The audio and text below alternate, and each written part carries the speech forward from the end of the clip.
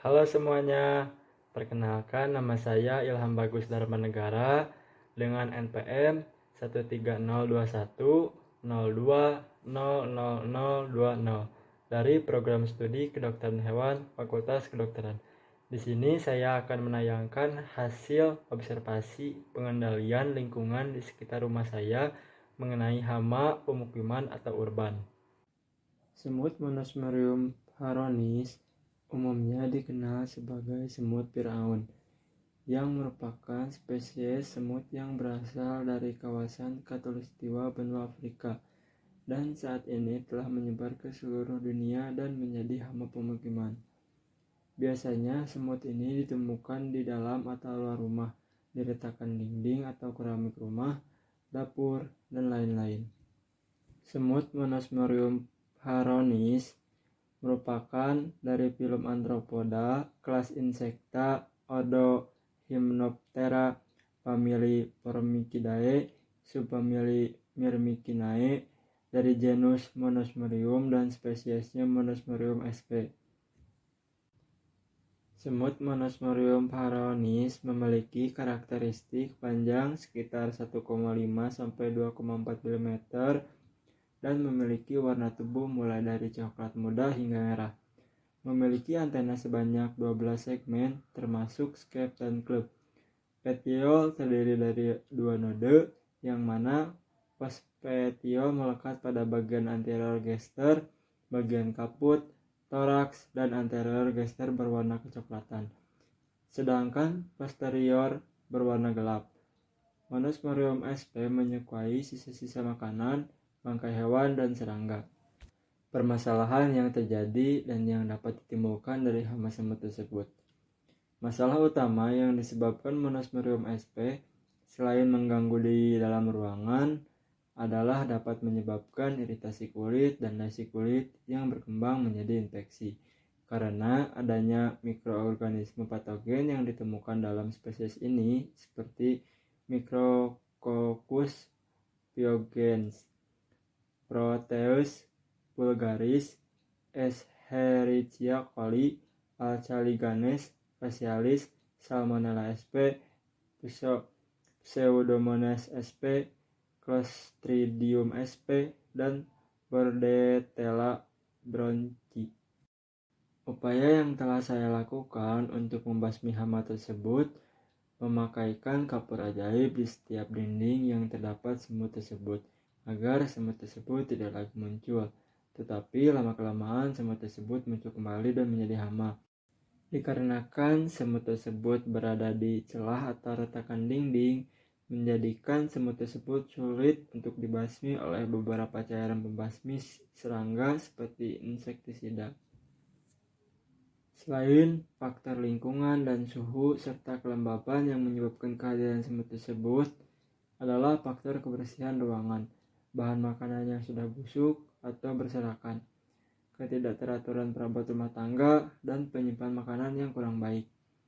Upaya pengendalian semut tersebut sangat bergantung terhadap manusia karena perilaku semut dapat dimanipulasi oleh manusia untuk upaya pengendalian yang lebih baik, seperti selalu menjaga kebersihan rumah dan ruangan.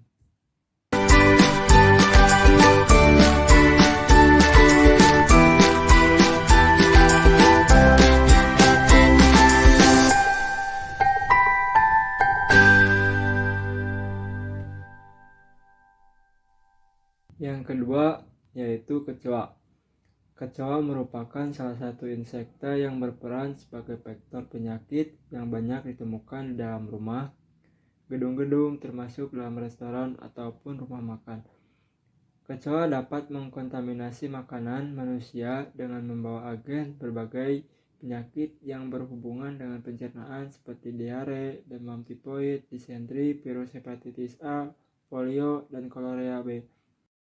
Kecoa rumahan atau kecoa Periplaneta americana merupakan dari kingdom Animalia, dari filum Arthropoda, kelas Insecta, ordo Blattodea, famili Blattidae, genus Periplaneta, dari spesies Periplaneta americana.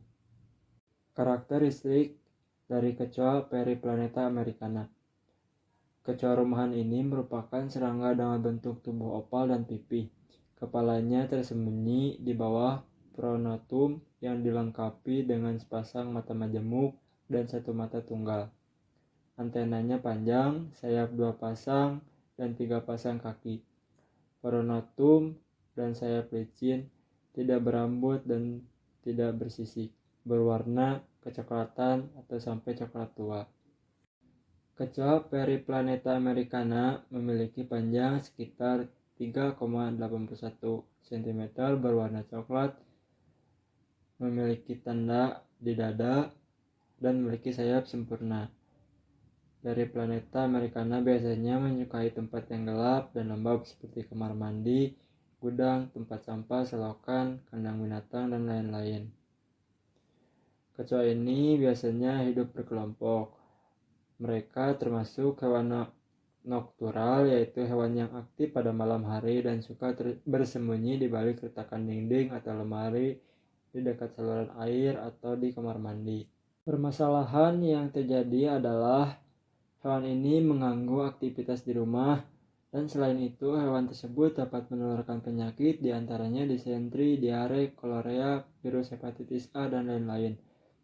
Penularan penyakit dapat terjadi melalui organisme patogen sebagai bibit penyakit yang terdapat pada sampah atau sisa makanan, di mana organisme tersebut terbawa oleh kaki atau bagian tubuh lainnya dari kecoa tersebut. Kemudian melalui organ tubuh kecoa, organisme sebagai bibit penyakit tersebut mengkontaminasi makanan. Upaya yang telah saya lakukan untuk permasalahan hama tersebut ialah memberikan racun kecoa di beberapa titik persembunyiannya, dan hasilnya memang beberapa waktu kecoa tersebut mati dan tidak muncul. Tetapi hal tersebut tidak berlangsung lama, hama tersebut muncul kembali. Untuk pengendalian hama kecoa, menurut Depkes RI tahun 2002, yaitu memiliki 4 cara pengendalian kecoa. Di antaranya yaitu yang pertama, pencegahan.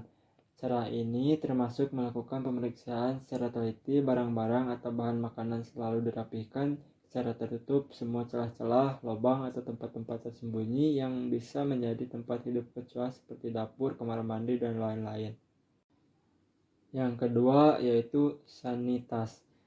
Cara yang kedua ini termasuk memusnahkan makanan dan tempat tinggal kecoa, antara lain membersihkan remah-remah atau sisa-sisa makanan di lantai atau rak, segera mencuci peralatan makanan setelah yang dipakai, lalu membersihkan secara rutin tempat-tempat yang menjadi persembunyian kecoa tersebut. Yang ketiga yaitu trapping. Cara ketiga ini merupakan perangkap kecoa yang sudah dijual secara komersil, dapat membantu untuk menangkap kecoa dan dapat digunakan untuk alat monitoring. Penempatan perangkap kecoa yang efektif adalah pada sudut-sudut ruangan. Yang terakhir yaitu pengendalian dengan insektisida.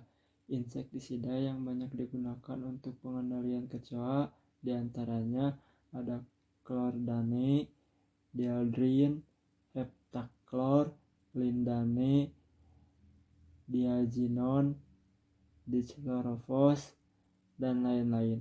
Ini dilakukan apabila ketiga cara di atas telah dipraktikkan namun tidak berhasil.